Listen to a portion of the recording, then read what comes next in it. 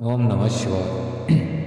मेरे सांत्वना देने पर दक्ष पुनः पंचजन कन्या अस्कनी के गर्भ से शबलाश नाम के एक सहस्त्र पुत्र उपलब्ध किए। पिता का आदेश पाकर वे पुत्र भी प्रजा सृष्टि के लिए दृढ़तापूर्वक प्रतिज्ञा पालन का नियम ले उसी स्थान पर गए जहाँ उसके सिद्धि को प्राप्त हुए बड़े भाई गए थे। नारायण सरोवर के जल का स्पर्श होने पर मात्र से उनके सारे पाप नष्ट हो गए। अंतःकरण में शुद्धता आ गई और वे उत्तम व्रत के पालन शाबलाश्व ब्रह्म प्रणव का जप करते हुए बड़ी भारी तपस्या करने लगे।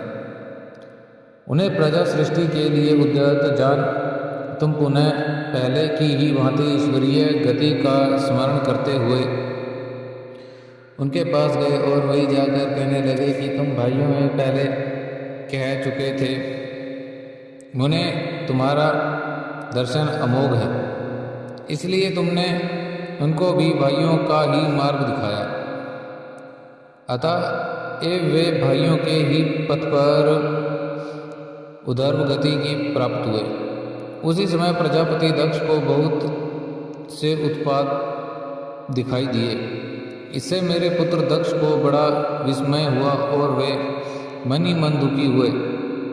फिर उन्होंने पूर्वता तुम्हारी ही करतूत से अपने पुत्रों का नाश हुआ सुना।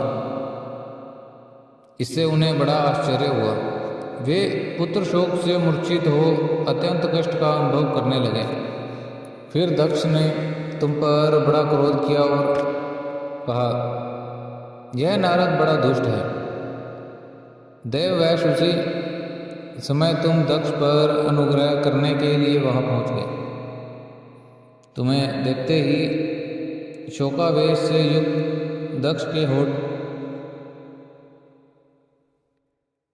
रोष से फड़फड़ाने लगे।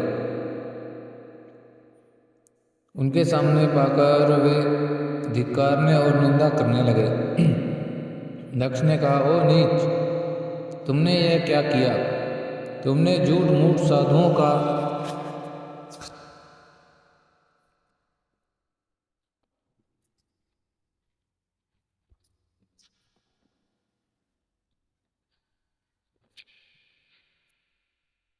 बाणा पहन रखा है।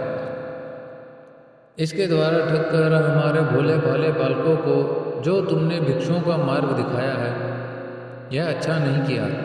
तुम निर्दयी और शठ हो, इसलिए तुम्हें हमारे इन बालकों जो अभी ऋषि